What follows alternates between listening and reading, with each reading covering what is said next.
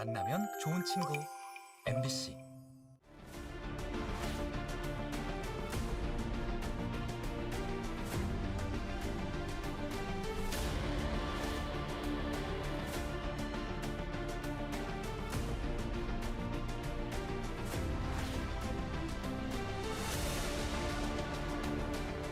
대외 활동 같은 경우도 서울에 몰려 있다 보니까 제가 수업 시간이랑 겹치는 경우에는 대외 활동을 지원할 수조차 없다는 게 조금 좀 걸림돌인 것 같습니다.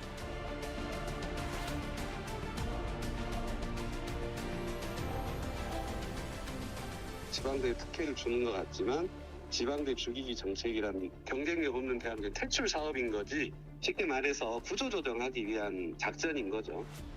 지방대 위기와 관련된 이 모든 진단과 해법은 수년 전부터 지적돼 온 오래된 미래입니다. 문제의식과 실천 의지가 부족할 뿐입니다.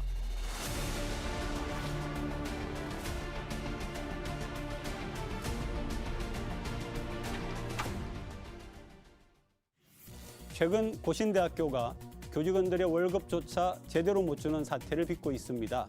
신입생 수가 줄어들고 이 때문에 등록금 수입이 급감하자 결국엔 교직원들의 임금 체불로 이어졌습니다.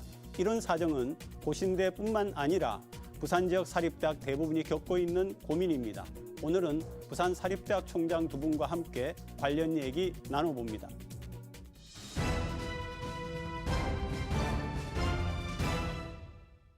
심층토론 시작하겠습니다. 나오신 분 소개합니다. 전호환 동명대학교 총장 나오셨습니다. 네, 안녕하십니까? 반갑습니다. 네. 장재국 동서대학교 총장 나오셨습니다. 안녕하십니까? 네, 안녕하십니까? 최근에 나온 뉴스인데요. 부산 시내에 있는 4년제 모 대학의 총장이 사표를 내셨는데 이유가 이제 교직원들 임금을 제대로 못 주고, 그리고 보다 근본적인 원인은 학생 충원이 잘 안 됐다, 이런 얘기를 뉴스를 통해 들었습니다. 이 대학만의 문제로 보십니까? 아니면 부산의 어떻게 전반적인 문제입니까? 어떻습니까? 네. 이게 뭐 전국적인 문제이겠죠.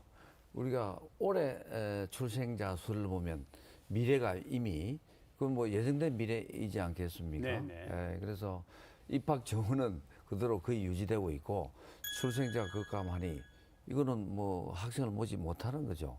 그래서 사립대학 같은 경우는 등록금이 경상비용, 임금비거든요. 네네. 그래서 부산 시내에 있는 대학이 이렇다고 한다면은 지역에 있는 대학들은 더 심각한 현상이고 지금 폐교도 많이 지금 일어나고 있지 않습니까? 네네. 예, 예정된 수순이라고 생각됩니다. 네네. 사실 뭐 이게 전국적인 현상이거든요. 특히 그 대학 등록금이 한 15년 동안 동결되다 동결이 보니까 됐습니다. 전국 대학들이 지금 재정적으로 피폐 상태에 있습니다. 네. 그 통계를 좀 보니까 그 2020년 등록금 수입 결손이 사립대학 같은 경우는 2조가 넘거든요. 그다음에 국립대학은 한 뭐 4천억 정도 된다는데 이 15년 동안 이렇게 한 아이템을 가지고 이 물가 통제를 한 것은 유례를 찾아볼 수 없다, 이렇게 볼 수 있는데, 그 결과 지금 뭐 대학들이 재정적으로 아주 피폐가 되다 보니까 뭐 그런 사태가 좀 생긴 것 같습니다. 그리고 사실 부산에 지금 4년제 대학이 15개, 그리고 2, 3년제 전문대학이 9개, 근데 학령 인구는 계속 줄어들고 있고요. 그러면 부산에 결국은 대학이 너무 많은 게 아니냐, 이런 이제 지적도 있습니다. 어떻게 장수님? 뭐 물론 이제 대학이 많다 이런 말씀을 하실 수 있는데, 네. 사실 또 이제 부산의 대학이 반을 줄였을 때 어떤 현상이 일어날 건가, 네. 이것도 한번 생각을 해봐야 됩니다. 지금 우리 부산 지역에 있는 대학에 재학하고 있는 학생들이 지금 뭐 한 17만 명 정도 되거든요. 17만 명. 네. 네네. 근데 만약에 그걸 반으로 줄인다고 생각해 보십시오. 그럼 9만 명 정도밖에 안 될 텐데, 그렇게 되면은 이거 부산시의 그 인구의 5%나 됩니다. 5% 인구가 없어진다면은 그거는 굉장히 큰 타격이겠죠. 그래서 대학을 그 줄인다고 해서 이 지역의 문제가 해결되는 건 아니다, 저는 그렇게 봅니다. 어떻습니까? 지금 입학 정원 외, 정원 내가 있지 않습니까? 네. 50만 명입니다. 네. 작년에 출생자가 24만 9천 명이 태어났습니다. 네. 이 친구들이 나중에 자라서 대학 다 들어온다 가정할 때 해도. 100%가 다 들어오지 않지 않습니까? 네, OECD 대학 평균 진학률이 한 40%입니다. 네. 다 들어도 반 이상이 줄어야 되고, 대학을 없애는 것보다도 공이 전국적으로 입학 지원을 줄이는 수밖에 없죠. 전국적으로. 예, 네, 일본의 네. 경우 같은 경우는 학령 인구가 급감함에도 불구하고 대학 수는 늘어났습니다.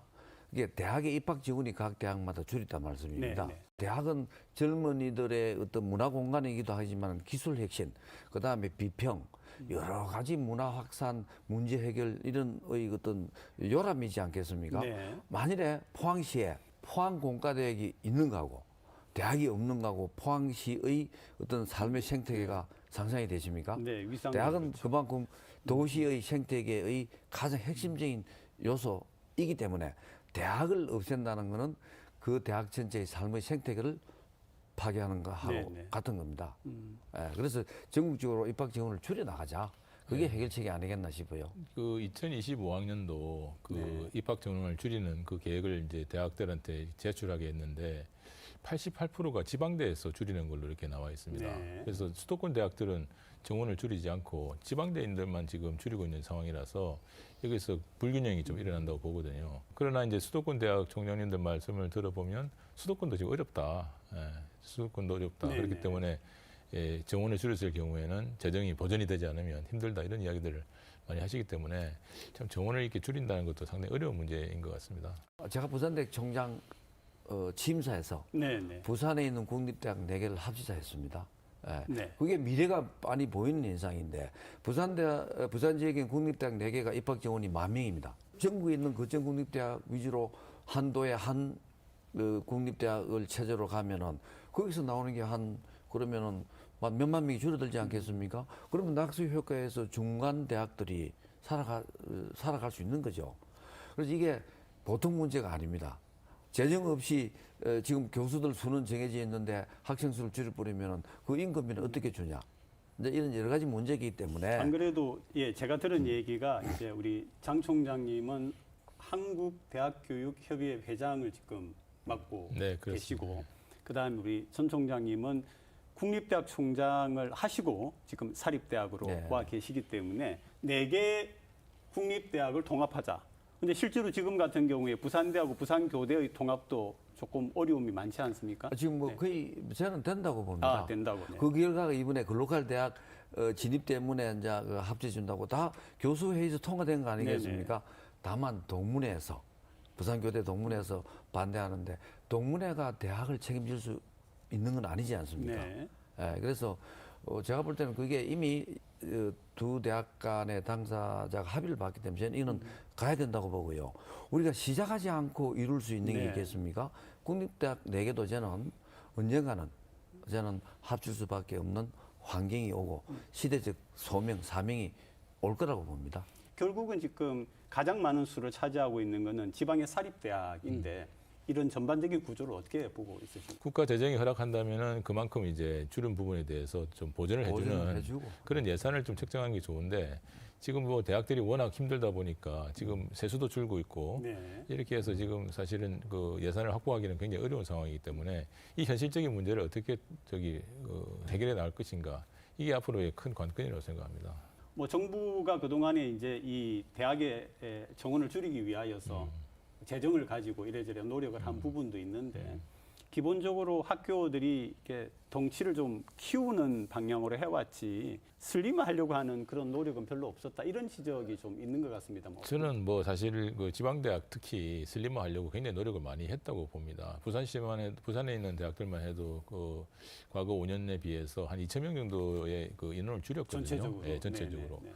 그리고 이제 대학들마다 들여다보면 그 통폐합한 그 과도 많고 또 없앤 학과도 있고 이렇게 해서 노력을 많이 하는데 사실은 이제 재정적인 뒷받침에다가 그다음에 이제 규제 완화 이런 것이 다 맞물려 돌아가야 이 규제가 여러 가지 이제 그 개혁이 일어나는데 네네. 그런 것이 잘 되지 않기 때문에 지금 상당히 좀 어려운 상태에 지금 봉착해 있다고 봅니다. 뭐 일리가 있는 말씀이고요. 우리가 구조조정이 대학의 핵심하고는 이게 합병이 구조조정일지라도 네네. 그게 혁신이라고 볼 수는 없습니다. 줄이고 싶어서 줄인 게 아니고 학생이 줄 수밖에 없는 상황이 네. 왔습니다. 그런데 우리가 모든 우리 종합대학은 서울대학을 따라가려고 합니다. 네. 서울대학에 있는 과가 부산대학이 다 있고 지역에 있는 또 대학에도 거의 다 있다고 보면 되거든요. 그래서 이게 대학이 그야말로 살기 위한 특성화 위주로 갈 노력을 했는가. 자정의 노력이 지금보다는 훨씬 더 타 대학을 따라가는 게 아니고 외국의 사례에서 조그만 대학이라도 강소대학이 있는 대학 쪽으로 가려고 하는 노력이 과연 지역 대학에서 있었는가.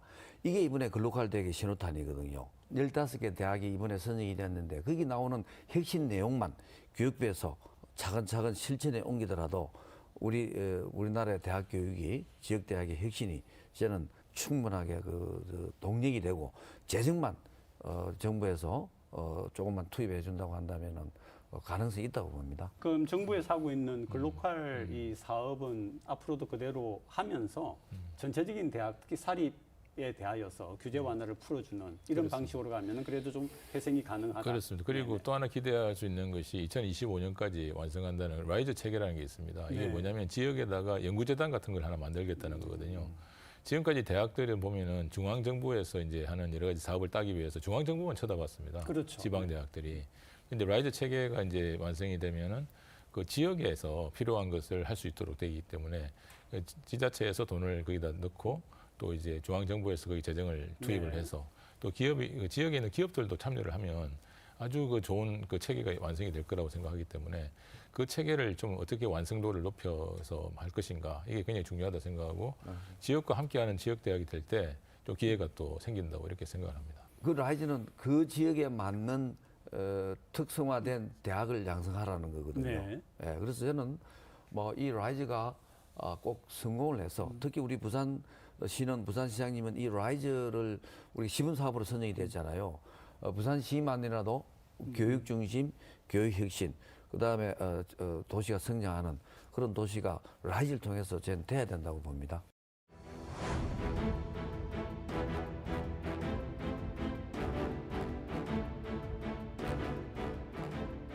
대학이 어떻게 보면 저 젊은이들을 남게 하는 마지막 저수지라고 생각하기 때문에 좀 시와 또 국가와 또 지역 대학들이 힘을 합쳐서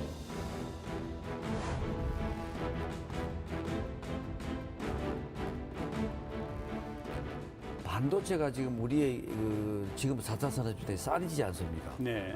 반도체 없이 돌아가는 게 아무것도 없다고요. 수도권에 반도체 공장이 다 몰리지만 안보에도 안 좋습니다.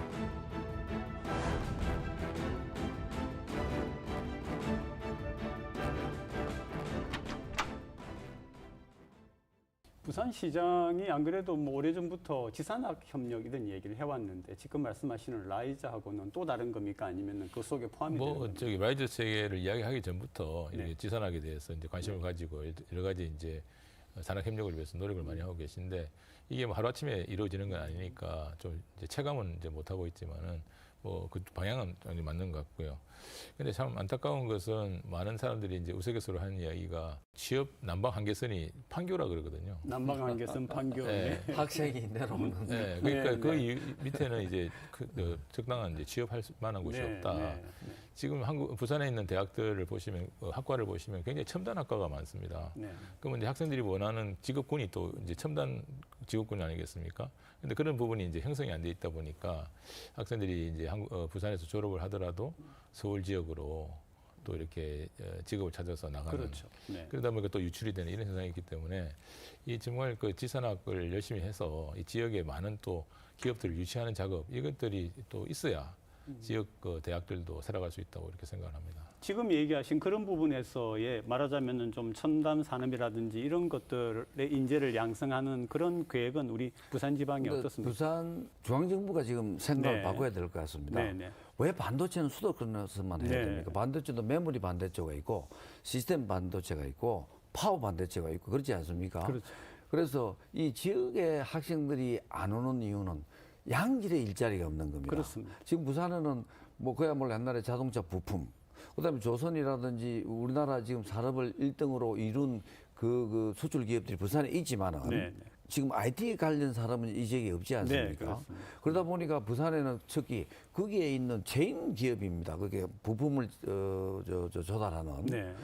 지금 우리 시장님께서 기장에다가 지금 반도체 첨단 산업 단지를 육성하고 있지 않습니까? 그게 파워 반도체, 시스템 반도체를 정부가 지금 뭐 몇백 조를 지금 인천 뭐 그다음에 그 수도권에 지금 다시 투자하지 않습니까?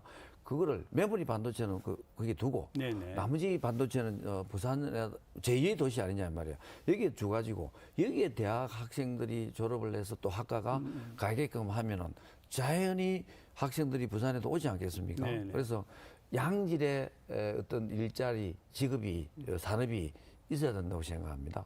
우리 부산 시민들이 하시는 말씀 중에 이런 부분이 있었습니다. 부산의 반도체라든지 IT라든지 첨단의 어떤 그런 것들을 만든다고 하고 그것을 뒷받침하는 대학을 학과를 만든다고 해도 과연 그것을 해낼 수 있는 그런 능력에 우리 학생들이 서울을 안 가고 부산에 남을 수 있겠는가 이런 또 의문을 제기하는 경우도 안 있더라고요. 해보고 결과를 네, 예단해서는 네, 안 네. 되고 그렇다고 해서 그럼 수도권에 그럼 모든 대학이 집중되고 수도권의 첨단 산업만 놔둬야 되겠습니까?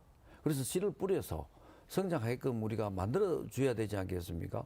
부산이 우리나라 지금의 수출 기업을 일군 동남권 임해공업벨트의 중심지였습니다. 네, 네. 조선이 여기서 시작됐고 자동차가 여기서 시작됐고 철강이 여기서 시작됐고 플란트가 여기서 시작됐잖아요.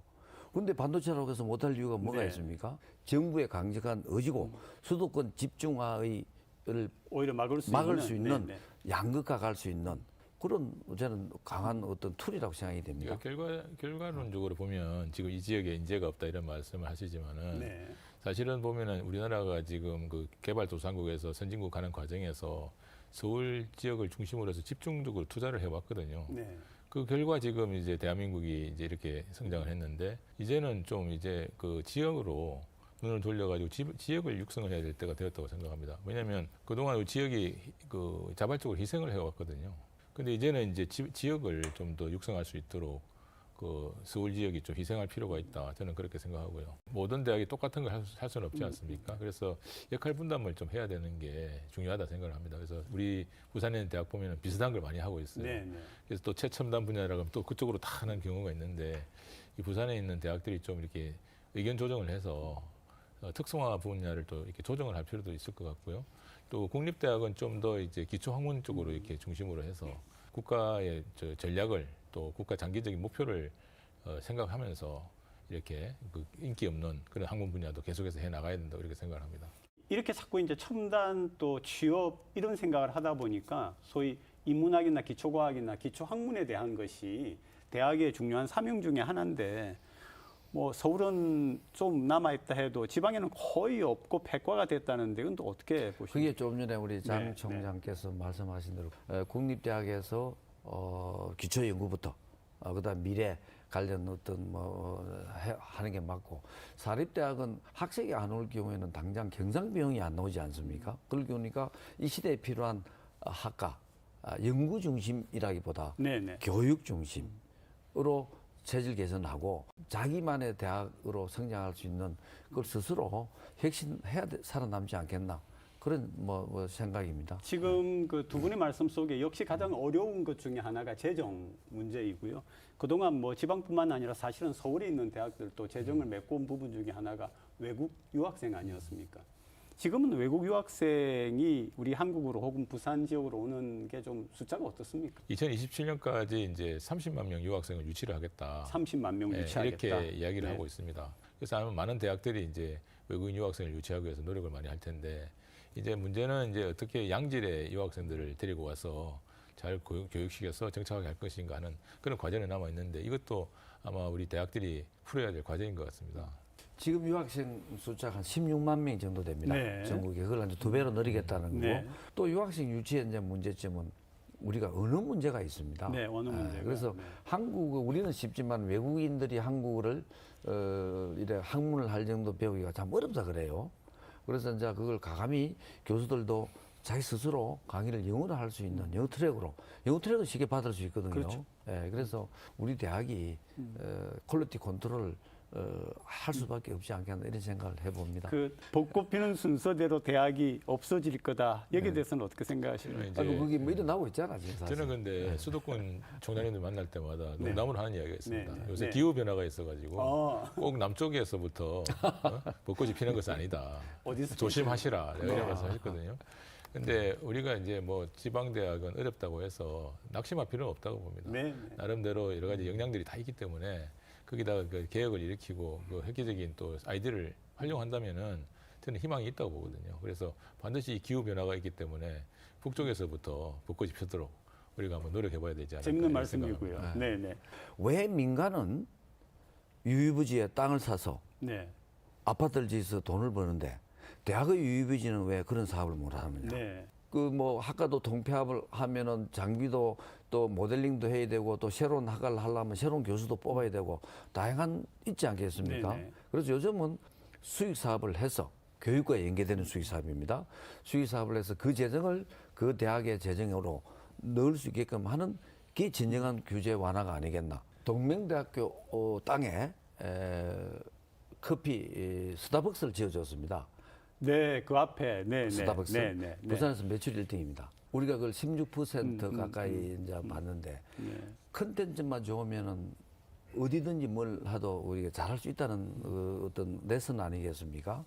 그래서 장 총장님 말씀하신 대로 우리가 교육의 시대에 맞는 어떤 학과, 그다음에 교육의 어떤 질, 컨텐츠만 있다고 한다면은 또 우리 부산시의 어떤 대학 육성 정책에 힘입어 재정과 컨텐츠를 투입하면은 우리 지역 대학도 충분히 경쟁력이 있다고 저는 생각합니다. 우리 부산 지역 대학들의 생존과 발전을 위해서 마지막으로 한 말씀씩 좀 청해 보겠습니다. 네, 저는 두 가지만 말씀드리겠습니다. 네. 한 개는 이제 지역에서 정말 지역에 공헌하는 대학들이 되려고 노력하겠으니까 지역민들도 우리 지역 대학을 많이 사랑해 주시다 하는 말씀을 드리고 싶고요.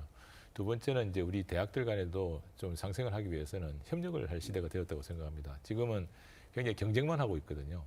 그래서 혈투가 벌어지고 있는데 사실은 여러 가지 협력을 하면 윈윈을 할 수 있는 것이 많이 있기 때문에 서로 협력하면서 이 부산 발전을 위해서 함께 노력했으면 좋겠다 이런 생각입니다. 저는 내부 구성원들의 혁신이 있어야 된다고 봅니다. 혁신은 바깥에서 아무리 하라 해도 되는 게 아니고 내부의 혁신이 전제가 돼야 그 대학이 살 수 있고 그 다음에 이제 부산시에서도 중앙정부가 못하는 가감한 대학에 있는 유유자산을 시장님이 권한이 나는 많다고 봅니다. 네. 시장님의 어떤 그 도시개발 정책에서 그 대학의 교육에 맞는 어떤 재정 학중 사업이 있다고 한다면은 부산이 옛날에 살기 좋은 도시, 그 다음에 아기가 많이 출산하는 도시, 젊은이들이 찾아오는 도시가 안 되겠나 싶습니다. 네, 오늘 두 분 정말 고맙습니다. 네, 네, 고맙습니다. 네. 네, 네.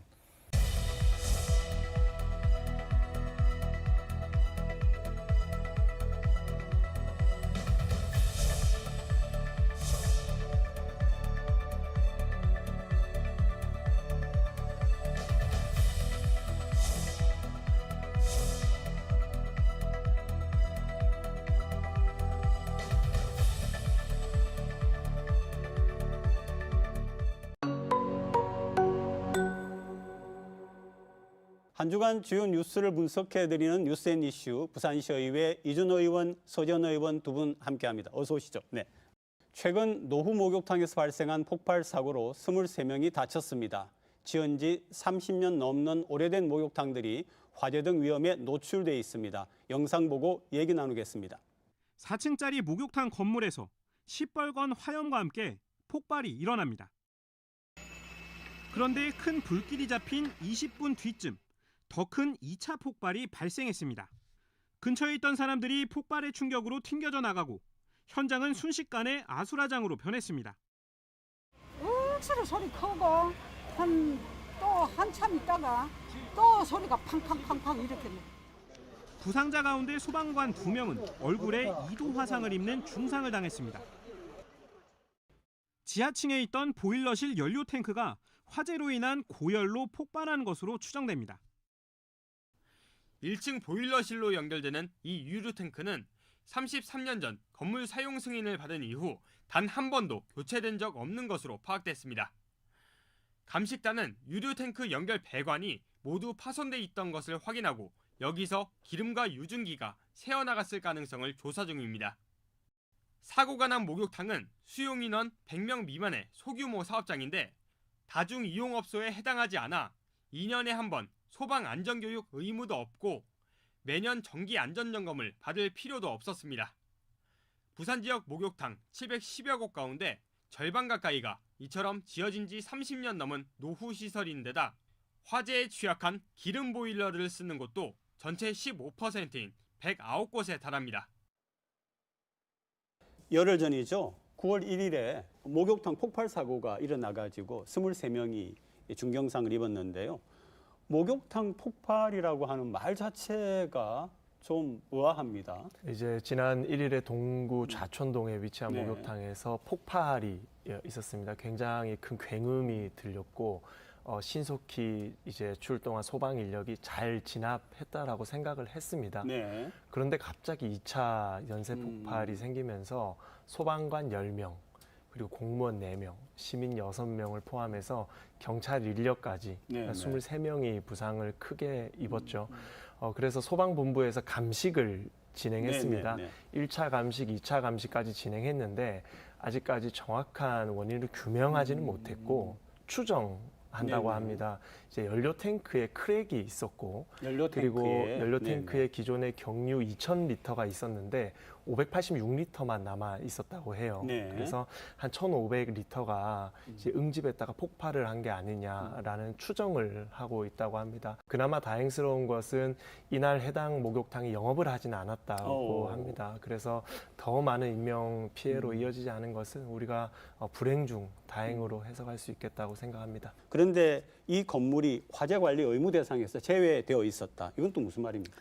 네, 이제 많은 안전 사고가 있었으면서 이제 정부에서도 소방법 그리고 건축물 관리법을 통해서 노후화된 건물이나 다중 이용 시설에 대해서는 안전 관리, 화재 관리를 좀 철저하게 하고 있었던 편입니다. 다만 이번에 사고가 난 동구의 목욕탕은 말씀하신 것처럼 영세 목욕탕으로 분류가 됩니다. 다중 이용 시설이 이제 화재나 그 재난 안전에 대한 관리 대상인데 목욕탕이 포함은 됩니다만 단 100인 이상이 들어갈 수 있는 찜질방이 있는 시설이 들어간 목욕탕만이 해당이 됩니다. 이번에 그러면은 뭐 조례 같은 걸 고쳐야 됩니까? 어떻게 해야 됩니까? 아니면 그냥 관리만 하는 겁니까? 상위법 자체에서 소방법과 그리고 건축물 관리 방법에 들어가 있는 다중이용 업소의 규정을 좀 확대할 필요가 있습니다. 지금까지는 다중이용 업소가 이제 규모가 좀 있는 목욕탕이나 고시원 그리고 산후조리원, 학원 등이 들어가 있고요. 피난 약자 시설이라고 해서 의료시설이나 또 노약자분들이 이용하는 시설, 그리고 청소년 수련원이나 지역 아동센터 등이 포함이 됩니다. 안타깝게도 이미 이전부터 재난안전사고에 노출이 되었던 건물이 하나하나 추가가 된 형태처럼 보이기도 합니다. 그렇기 때문에 이번 영세 목욕탕 같이 좀 노후화가 좀 심각한 건물에 대해서도 우리가 D2등급의 건축물 관리만 할 뿐만이 아니라 이러한 제외되어 있었지만 유류 창고가 있다든지 좀 위험 부담이 있는 건물은 포함을 시킬 대상으로 넣어야 할 것 같습니다. 그다음에 또 이제 목욕탕마다 굴뚝이 있지 않습니까? 지금 2019년 기준으로 해가지고 그 폐굴뚝이 300개가 넘는다고 얘기를 하는데 이건 무너지거나 또 태풍이나 뭐 이렇게 뭐 지진이나 이럴 경우에 위험한 거 아니에요? 네, 이제 과거에 이제 목욕탕에서 온수를 만들고자 할 때 주로 땔감을 사용하거나 선박에 사용하는 벙커 CU라는 것이 있어요. 벙커 CU 많이 아주 들어봤죠. 저품질의 기름입니다. 그 연료들을 이용해서 이제 가열을 하다 보니까 사실은 굉장히 배출될 때 유해 요인이 많은 가스들이 나왔습니다. 그래서 아주 대기에 가까운 곳에 우리가 배출을 하자 해서 굴뚝을 세웠습니다. 굴뚝을 세우지 않으면 목욕탕 허가를 내주지 않았습니다. 그런데 우리가 1990년대 들어서면서 LNG 가스나 또 아주 그 메탄 가스 배출이 적은 경유나 휘발유들이 등장하면서 사실은 굴뚝이 무용지물이 됐죠. 이 굴뚝 같은 경우에 지진이나 태풍이 일어나게 되면 아주 오래됐기 때문에 무너질 우려가 있습니다. 그래서 철거를 하자라는 것이 사실은 정론으로 떠올랐는데요. 하지만 이 목욕탕은 대부분이 사유재산입니다. 그래서 주인이 원치 않는데 관에서 강제로 철거할 수도 없는 것이고 또 철거를 원한다고 하더라도 시민의 세금으로 사유재산을 리모델링 해주는 것은 사실은 일반론에 가까운 것은 아닙니다. 그래서 아직까지 해결을 못하고 있는 상황이다라고 보시면 됩니다. 약간 중앙정부의 지역 감성 부재와도 좀 결부가 된다라고 보입니다. 부산 같은 경우는 어쨌든 한국전쟁 이후에 우리 한국의 산업을 다시 부흥시키고 이제 성장을 이끌어온 도시 아니겠습니까? 그러다 보니 노후화된 건물이 많을 수밖에 없습니다. 하지만 수도권 같은 경우는 계속해서 개발이 좀 빠르게 이루어지고 이 노후화된 건물이 상대적으로 좀 적다 보니 이렇게 목욕탕에서 폐굴뚝에서 나오는 문제나 또 노후 건물로 인해서 일어나는 안전관리에 대해서 중앙 정부 차원에서는 그렇게 크게 체감하지 못할 수 있습니다. 그렇기 때문에 폐굴뚝에 대한 문제, 유류 창고에 대한 문제, 그리고 이런 영세 목욕탕의 대상 확장 문제까지도 조금 더 감수성 있게 바라봐야 하지 않을까 생각합니다. 이번에 그 폭발 사고 때문에 소방관 분들이 다쳤잖아요. 그 중에 이제 2분은 중상이라고 그렇게 들었습니다. 그러면은 공무 중에 다친 건데 여기에 대해서 어떤 보상이 있어야 되지 않습니까? 정부에서도 재해를 해결하기 위해서 업무를 하시다가 다친 소방관 분들의 보상 업무를 조금 더 일원화하는 데 좀 집중을 한 덕분에 사실상 이전보다는 이 재해 보상 업무가 통합 운영되면서 네. 보상을 받는 것도 좀 더 신속해지고 그 보상으로 인정되는 율도 높아지기는 했습니다. 해외 같은 경우에서는 이렇게 건물에 화재가 나거나 폭발 사고가 예상되는 경우에는 우선은 민간인을 포함을 해서 그 관계 공무원 같은 경우도 어느 정도 거리를 유지를 하고 진행이 될 수 있도록 하는 사례들도 있습니다만 지금 현장을 가보시면 가벽이라든지 그 폴리스 라인조차 그렇게 크게 쳐져 있지는 않는 상황입니다. 네, 명확하게 공무 중 상해입니다. 이제 공상 같은 경우에는 우리 소방, 경찰 그리고 광역단체별로 매뉴얼들이 있습니다. 그래서 공상에 대한 시스템에 따라서 잘 이 조치가 될 수 있도록 해야 될 것이고요. 특히나 자세한 내용을 살펴보면 화상치료 지원, 심리치료 지원, 그리고 일정의 위로 형태의 또 보상까지도 할 수 있도록 명시가 잘 되어 있기 때문에 우리 국가와 국민을 위해서 일하다가 다치신 공무원들 또 우리가 잘 챙기는 것도 국가의 역할이라고 생각하고요. 시민들 같은 경우에는 부산시청에서 시민안전보험이라는 것을 들어놨어요. 그것에 적용 가능한지를 검토하겠다라고 합니다. 그래서 모든 것이 시스템과 매뉴얼에 따라서 보상 절차가 원활하고 신속하게 이루어질 것이다라고 생각합니다.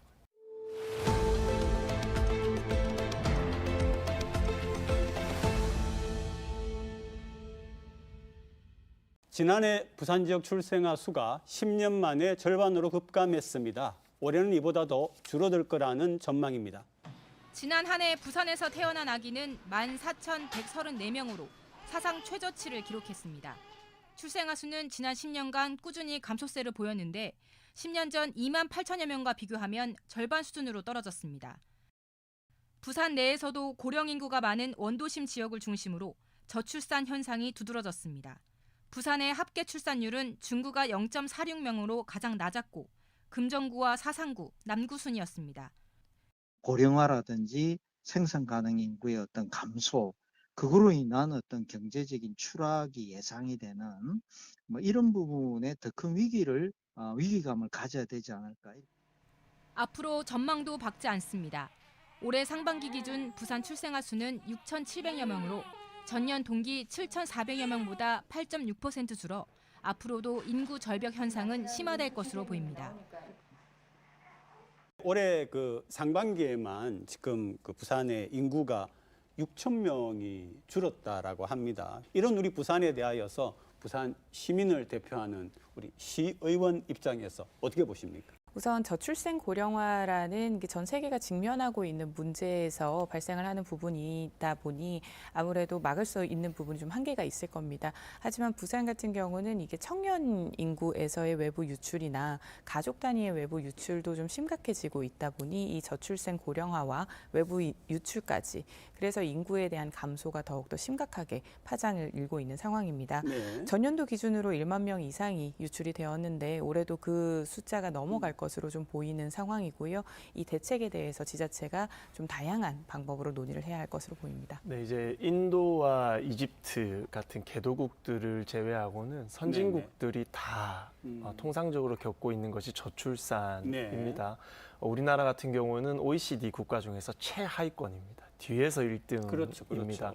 그리고 우리 전국적으로 살펴봤을 때는 서울이 0.5%로 최하위, 그 위에 부산이 0.72로 자리매김하고 있습니다. 그런데 실상을 들여다보면 오히려 서울보다 더 열악한 상황입니다. 서울 같은 경우는 인구가 940만이거든요. 그래서 비율적으로는 낮다 하더라도 실제로 인구 방어가 가능한 수준이고 그리고 경기 지역으로 인구가 유출되고 있습니다. 실제로는 수도권역으로 이렇게 포함이 되기 때문에 인구가 좀 감소되더라도 산업적인 측면에서 방어를 해낼 수 있지만 부산 같은 경우에는 우리의 인구 유출이 전부 다 수도권으로 향하고 네네, 있습니다. 그래서 정말 도시 소멸을 우리가 고민해 볼 시점이 도래했다. 그래서 지금 정말 골든타임에 놓여 있다라고 생각합니다. 그 인구 관련해서 개념 중에 합계 출산율이라는 개념이 있지 않습니까? 가임 여성이 낳을 걸로 기대되는 그런 평균 출생아 수라고 이야기를 합니다. 우리 보면 지금 0.7, 0.7이 이렇게 지금 되어 있고요. 그다음에 우리 부산 같은 경우에는 올해 그 2분기 같은 경우에는 0.66명입니다.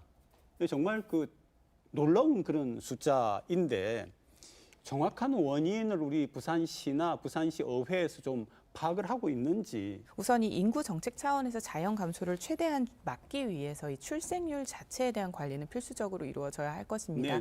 다만 사회 시스템이나 그리고 라이프 스타일이 변화하면서 출생 자체를 기피하는 개인에게 계속 강제할 수는 없는 부분이기 때문에 이런 감소 인구 규모에 맞춘 좀 미래형 정책도 고민은 장기적으로 시작을 해야 한다라고 보입니다.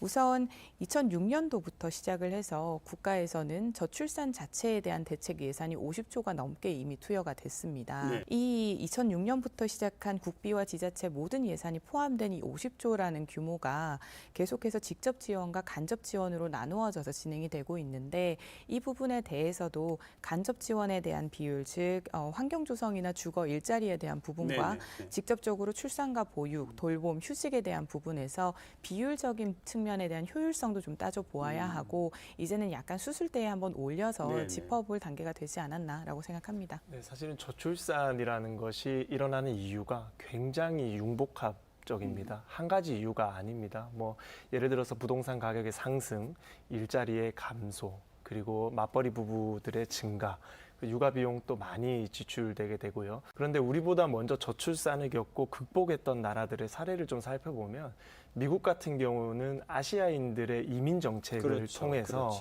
이 저출산을 극복하게 됩니다. 그리고 영국 같은 경우는 이슬람계나 아프리카계의 난민들을 대거 수용하면서 또 그들이 2세들을 낳고 또 시민권을 주면서 인구를 방어했습니다.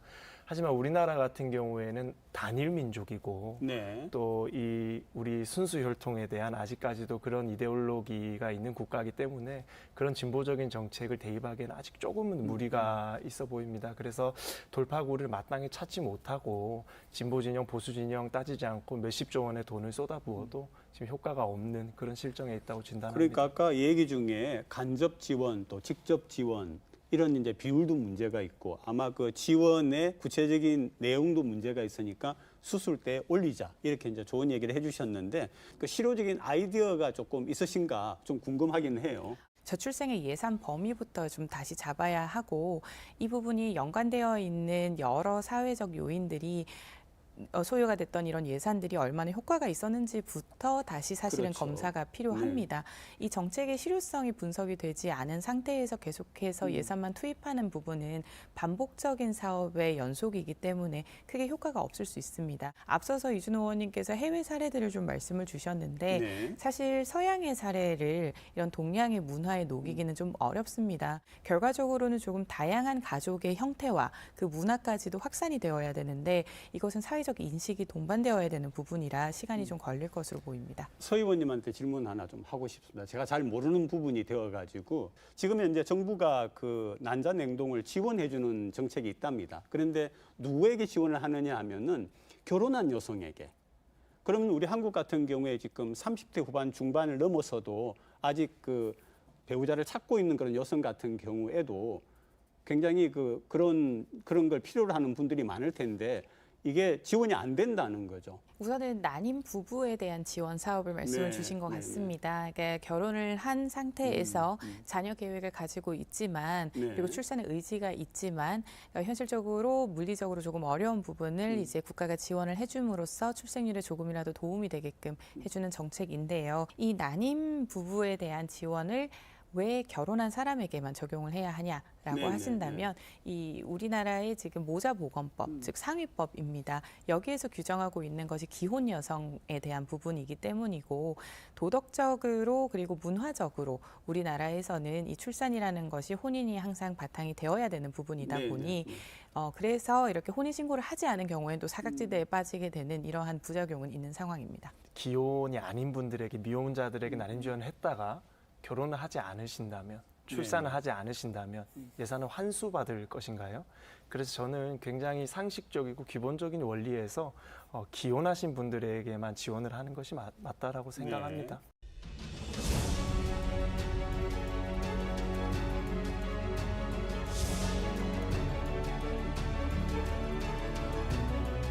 원래는 이것을 올해 중에 착수를 할 수 있지 않겠나 그런 기대도 하고 그런 준비도 했는데 시간이 좀 더 걸릴 것 같고.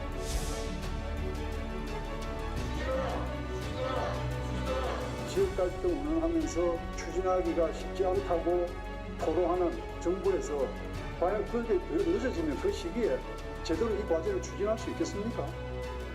공공기관 이전 계획 발표를 미룬 것은 지역 균형 발전을 포기한 것으로밖에 볼 수 없다고 지적했습니다.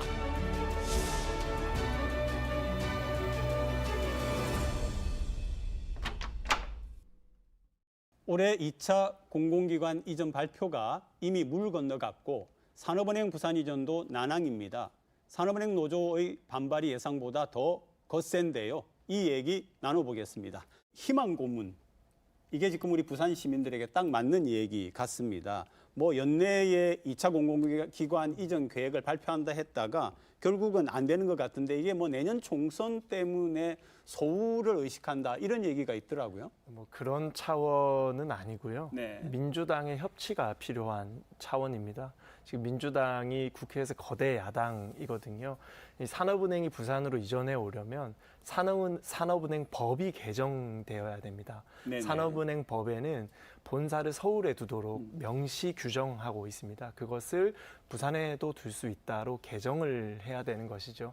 그런데 거대 야당 민주당 의원님들께서 이제 윤석열 정부의 국정 과제다 보니까 아직까지는 협치를 해주고 있지는 않으세요. 사실은 공공기관의 지방 이전 같은 경우에는 진보 진영의 상징과도 같은 노무현 대통령께서 아주 주요 아젠더로 생각하셨던 그런 소중한 사업입니다. 그래서 그 의지를 저는 민주당이 좀 잘 이어받아서 좀 산업은행이 부산으로 조속하게 내려올 수 있도록 협치를 해주시면 좋겠다라는 생각입니다. 지역균형 발전에 대한 부분은 저희 민주당의 자산이라고 생각을 네. 합니다. 다만 지금 이준호 의원님께서는 부산의 사례에서도 산업은행만을 말씀을 하셨는데 전국의 공공기관 이전이 약속이 되어 있었었고 이제 이 부분에 대해서 총선 이후 즉 4월 이후에 다시 논의를 하겠다라고 발표를 했습니다. 네네. 그러다 보니 결과적으로는 이번 총선의 가장 핵심 지역이 수도권인 만큼 이 수도권 지역의 쟁탈전 때문에 그런 것이 아니냐라고 총선 달력에 의거해서 좀 합리적인 의심을 할 수가 있는 부분인 것입니다.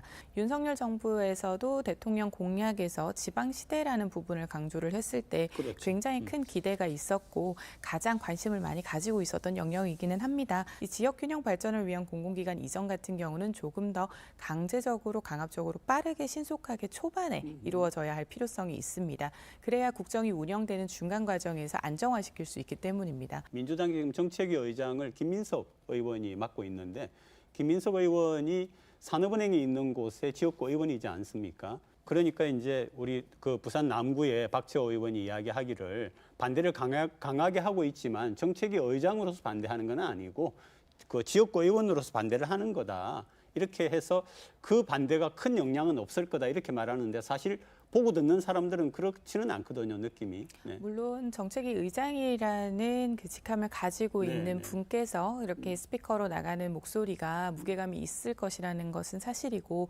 그러다 보니 우리 부울경 시민분들께서도 여러 고민과 그리고 걱정이 되시는 것도 사실일 것이라고 생각을 합니다. 다만 우리 부울경의 더불어민주당 국회의원님들께서는 바로 얼마 전에 기자회견을 열면서 이 산업은행 이전과 가덕도 신공항과 같이 이런 지역 균형 발전에 대한 정책은 적극 협조하겠다라고 발표도 하셨고 의지도 표명한 바 있습니다. 여러 의견이 정당 안에서도 나올 수 있지만 우리는 우리의 지혜를 모아서 부산에서 그리고 지역 균형 발전에 맞춤 정책을 펼치는 것이 중요하다고 보입니다. 또 이 산업은행 이전과 상관해가지고 또 한 가지가 있는데 뭐냐면은 산업은행 노조가 얘기하기를 2030을 중심으로 하는 직원들이 벌써 부산 가기 싫다 해서 퇴사를 하고 있다. 그래가지고 작년에 97명, 올해 상반기에만 44명이 퇴사를 했다 이러는데 좀 그런 것들에 대한 어떤 유인? 이런 것들이 좀 있으면 좋겠는데. 네. 부산을 사랑하는 한 사람으로서 그 부분 말씀에는 공감을 합니다만 개인의 라이프 스타일과 개인의 터전이 있었던 곳에서 강제적으로 이사를 요청하거나 그리고 그 부분을 강요할 수는 없는 부분이라고 생각합니다. 결국은 개인의 자유와 의지의 부분이기 때문입니다. 이후에 산업의 터전을 그리고 자신의 터전을 부산으로 마련을 하게 된다라고 하면 결혼과 가정 그리고 그 이후에 구성까지 생각을 한다고 하면 쉽지 않은 결정일 수 있습니다. 저희는 그런 부분을 좀 총체적으로 고민을 해줘야 되고 인정해줘야 되고 공감해줘야 한다고 생각합니다. 네, 직원들의 입장도 충분히 이해합니다. 생활 저변이 바뀌어야 되는 것이기 때문에 제가 만약에 직원이더라도 사실은 큰 고민이 따를 것 같습니다. 그래서 산업은행 이전을 하면서 직원들에게 어떠한 프리미엄을 줄 것인지 또 생활 저변은 어떻게 마련해 줄 것인지에 대한 이 고민은 당연히 선행되어야 되는 것이고요. 그리고 노조도 조금은 입장이 조금 누그러뜨려지면 좋겠습니다. 물론 이 공기관 직원들이 공무원과 같은 공직은 아니지만 산업은행의 직원은 또 국가와 국민을 최우선시하는 또 공직자임에는 틀림없거든요. 그렇기 때문에 또 개인의 입장도 물론 매우 중요하지만 좀 국가적 사명에도 조금 동의해주는 자세를 가질 필요는 있겠다라고 시간을 좀 생각합니다. 가지고 소통을 충분히 할 필요는 있습니다. 부산시 같은 경우도 공공기관 통폐합을 하지 않았습니까? 안에서 일어나고 있는 아직까지 화학적으로 결합되지 않은 사례가 계속해서 발생을 하고 있습니다. 이 산업은행 같은 경우는 아예 터전을 부산으로 옮겨버리는 부분이기 때문에 이 산업은행이 할 수 있는 역할에 대한 부분과 정부의 역할은 소통이 반드시 필요합니다. 네, 오늘도 두 분 정말 고맙습니다. 네, 고맙습니다. 네.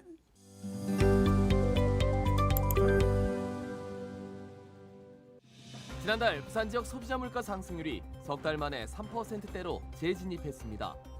동남권 통계청에 따르면 지난달 부산 지역 소비자 물가 지수는 3.4% 올랐으며 이 중 생활 물가 지수는 3.5%, 품목별로는 전기료 25%, 도시가스 20.5% 상승해 전체 오름세를 주도했습니다.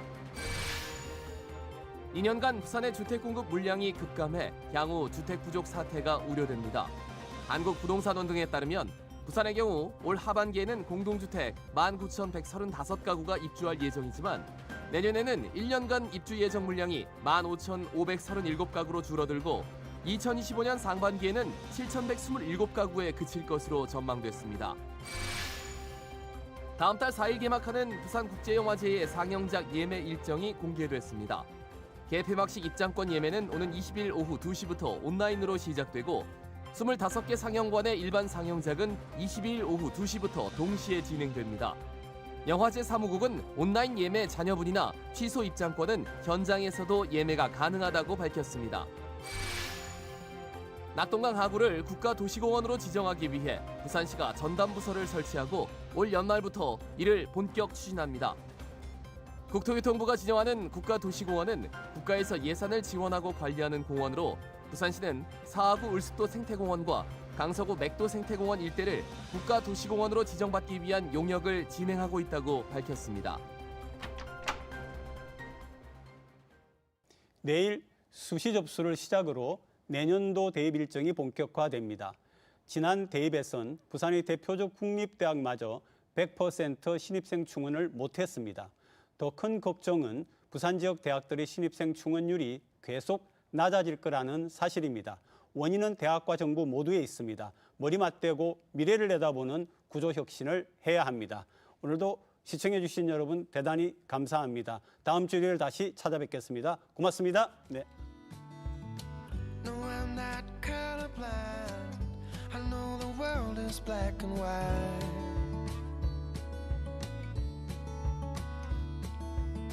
Try to keep an open mind.